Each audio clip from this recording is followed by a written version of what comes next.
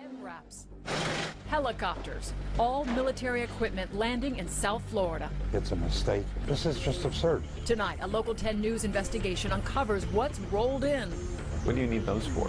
what the reasons are, Extract the victim. and how much of your cash is rolling out. And how much did all that cost?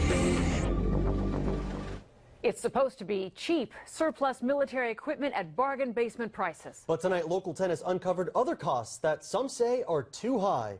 Investigator Ross Palumbo is live in Miami Gardens with this one and only exclusive. Ross.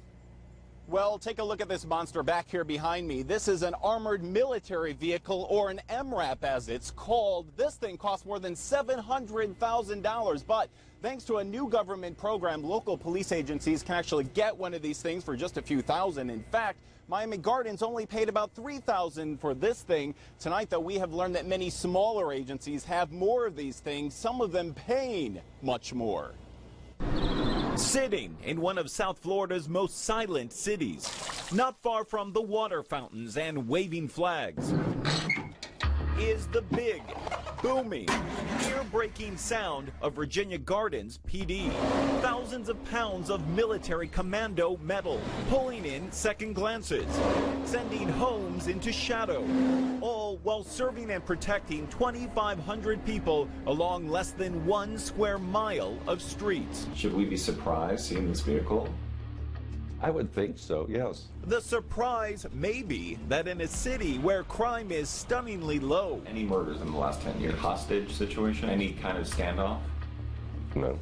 where any past hurricane storm surge is slipping from memory, this war vehicle was brought in to battle both. Transporting people, transporting officers, keep them alive. I mean, it is bulletproof.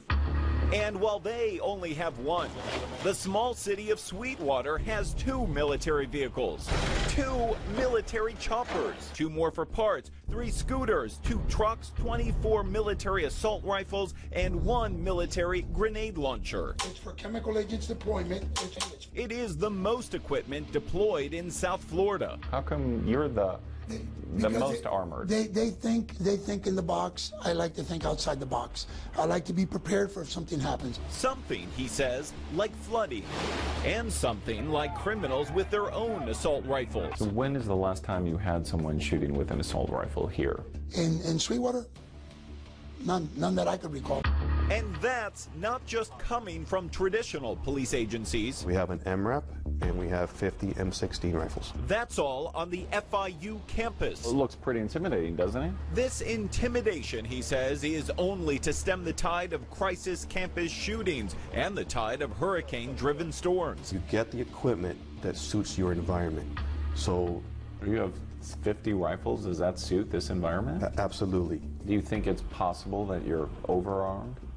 I don't think it's possible. I mean, that's absurd. You can never be too prepared. Is licensed for everything. And in Ferguson, Missouri, the ACLU says military equipment was used as a license to harass and intimidate. We've never seen any agency down here use military equipment like that. Then why do they need it? They should return it. As for the reasons to keep it, from crime sprees to storm surges, This is an after-the-fact concocted rationale. and there's an after-the-fact cost. While Virginia Garden says it only spent $500 to get its commando unit, Extremely versatile. FIU says it'll spend up to $10,000 on its MRAP. And Sweetwater spending more than $30,000 to keep their choppers flying. Now, there's a lot of work that goes into it. But it's Coral Gables that spent the most. This color was more of a tactical color only. Estimates are between $20,000 and $80,000 for things like repainting, lighting, and radios. That's the communication stuff. You by far have the nicest one. Well, it is Coral Gables. Is that excessive, though? No, I don't think it's excessive. But concern over that price has put at least $60,000 additional dollars for this second military vehicle on hold. So this one you're rethinking. But despite those costs, every chief maintains public safety is priceless. We have to be prepared. We plan on keeping It's a it. duty that we have. No matter what the perception. What kind of message do you think this sends? I think that's a problem. That goes rolling down the street. No, not at all.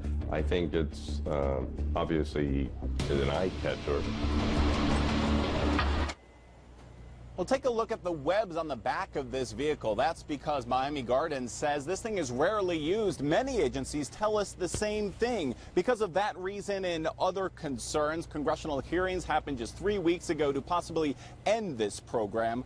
We'll keep you updated. For now, that's the very latest live, though, in Miami Gardens. I'm Ross Palumbo, Local 10 News. And Ross, we have to ask, you said 50 assault rifles at FIU. Do they even have that many officers?